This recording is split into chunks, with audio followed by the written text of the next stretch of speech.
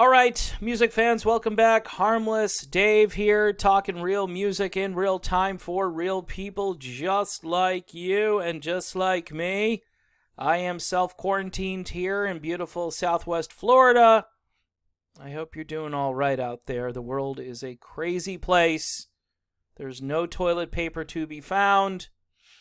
And the price of certain things is going up dramatically. You want some hand sanitizer? It's going to cost you. It'll cost you more than a contract with Steve Perry. Oh, I'm sorry. Listen, I want to talk about Steve. I don't look, because I'm getting a lot of folks who are coming over to Patreon to patronize, because that's what Patreon's all about. And I appreciate that, because subscribers for me are important, especially in times like these. Even though people are indoors, they're watching Netflix. They're not watching me, but I appreciate those who do watch these videos. So let's talk about Steve Perry, and one theory that I would say as a pro-Perry person would say, and again, I try to be neutral. There have been moments where I've really empathized with Steve Perry. There have been other moments where I've done a little head scratching. Especially because when people get older, there are a lot of people in my family who were bitter right to the end of their lives regarding someone else in the family. Whether it be somebody who married into the family or just somebody who did something wrong a long time ago, and people just couldn't forgive it. They just held on to that grudge forever and ever. But if you look at what happened as far as Perry, Steve Smith, Ross Valerie, and Herbie Herbert all kind of trying to gang up and get control of Journey, maybe they're all trying to right a past wrong.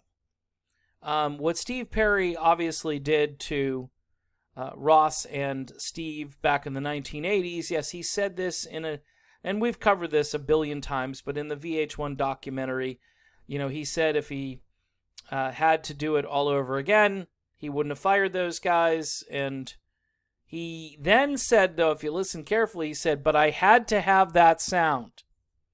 So on one side, he was saying these guys couldn't give me the sound I wanted.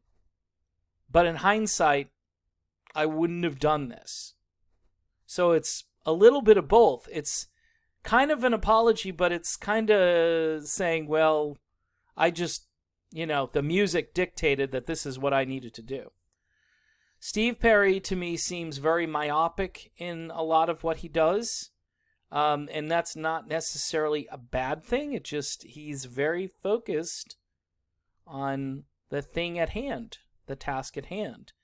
And I can imagine he's probably a perfectionist in the recording studio.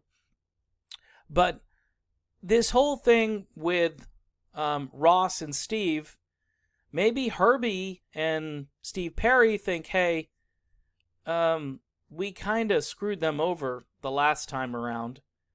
They've been with this thing forever, and so let's just make it so they're taken care of. Because this thing is going to go on for a long time, and they should have a part of this. They've been in and out of the band for decades, and Ross Valerie, honestly, was there at the very beginning, so you could make that argument for Ross. I know for a fact Steve Smith is not really that enthusiastic to be in Journey, but the pay was pretty good. So he's not going to make as much money doing his jazz stuff. I'm sure he'll still do okay. Vital Information, is that his jazz band?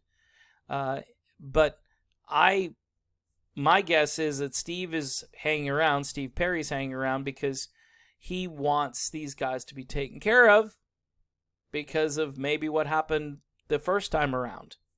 And he kind of changed to fire, because if you fire Ross Valerie, you're firing a guy who'd been there from the very beginning. Gregg Rolie already left, and a lot of people speculate that Rolie left because he wasn't going to sing songs and he didn't like Perry, and that's not the case. If you read anything that Gregg has said about it in the last couple of years, he said no. He said, I needed to get out of the music industry. He kind of did a Steve Perry prior to Perry doing it. And why would he leave when the band was about to be very successful? And then he recommends this guy, John Cain, who ends up being a ringer for the group and co-writing and his more classical-oriented piano textures and so forth became a real part of that whole Escape, Frontiers, even Trial by Fire. Some of the keyboard sounds on Trial by Fire with the newer equipment were groundbreaking. Bands are still trying to copy those songs today. Be Good to Yourself probably is a prototype for like 100 other songs I've heard. So in any event, it could be the fact that Steve is trying to help these guys because back in the day, not so helpful, and maybe he's trying to right some wrongs, and this was his way to do it. I don't know. It's a theory, folks. It's a theory.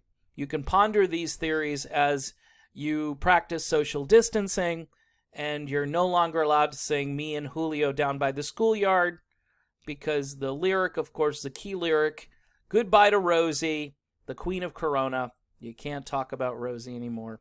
In any event, I'm Dave, and thanks for watching.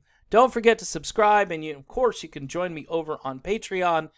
Hit the bell for notifications, and have yourself a great day.